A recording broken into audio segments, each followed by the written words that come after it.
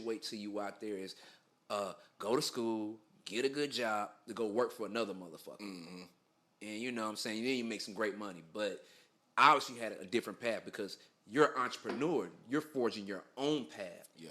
You're your own boss. Sure. You know what I'm saying? And a lot of people can't do that. A lot of people, sometimes they just don't have it in them. They need to have a safety net. Yeah. You didn't have a safety net. You gambled every which way. But you know what you did? You gambled on yourself. And I'm proud of you for that. And I always knew, like, I can make money off this. Like, in the back of my head, I like, okay, I'm gonna still try to keep the peace around, you know what I'm saying? I'm gonna still try to, and for my safety too, try to find something different. So I ended up going to college and stuff. Great. Graduated. And but the whole time, tattooing art was all in my mind, you know what I'm saying? Right. Just try to, So it just kept tormenting you. yeah, how can I communicate with my people, help people get through stuff that I went through with art, and that's my whole life. I live it. I think you explained that in your art very well. So that leads me into my next question. And with that being said, it's like, when did you stop becoming a hustler and you became a professional? Like, what was like you when you said, you know what, I can really do this? Yeah. Like, you actually got into a shop and became, you know what I'm saying, what it was. Take us down that road. Let me see. So, like your first shop. I could say when I set up shop, I purposely got a 2-bedroom apartment. Me and my wife. So we purposely got a 2-bedroom apartment, and I set up a tattoo parlor. Basically, it's like the size of this room right here. Set it up.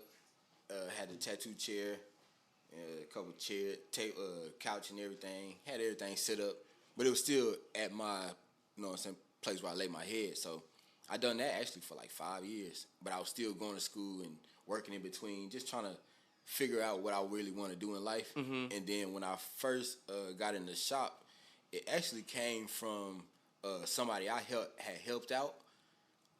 He had asked me about a couple of tattoo tips. He was starting off himself, and I'm like, I mean, I can tell you what I know, but I'm still learning it myself, and I don't feel too comfortable telling you exactly blah blah blah blah.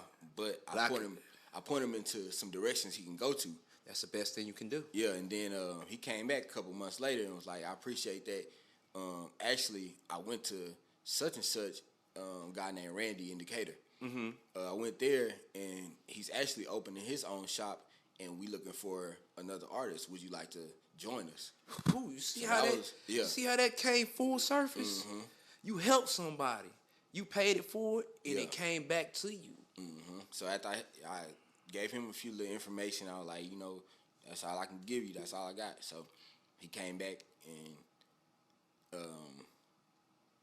I was living here in Huntsville, but commuting to Decatur. After I got out of, I went to Oakwood. After I got out of class, I drive. I had a little Honda, like a 2004 Honda or something. Them things don't break down. They don't break down. Like 200,000 miles or something on it. Driving back and forth to Decatur. The shop not even open yet, so I'm really just in there helping them paint, stuff like that. Kind of just trying to pay my dues, you know what I'm saying? So I'm helping them paint anything I need to do, going to get some food, anything. So explain to my audience what due diligence is, what you just talked about. Like you said, look, the shop ain't even open, but I'm painting. Yeah, so you always want to bring value. Yeah, you always want to bring value to, and never, because that's something I wanted.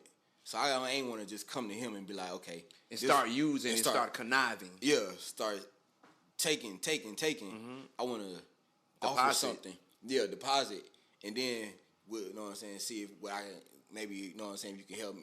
If I can get what I want to get, basically, out of this, you know what I'm saying? But I want to make sure that I'm bringing value so it's an equal. Equal exchange. Yeah. Because I put it to you like this. This is what I use in my life. How this helped me out a lot. This quote right here. How can I help you help me? And that's basically what you did. Yep. That's why we're sitting here right now.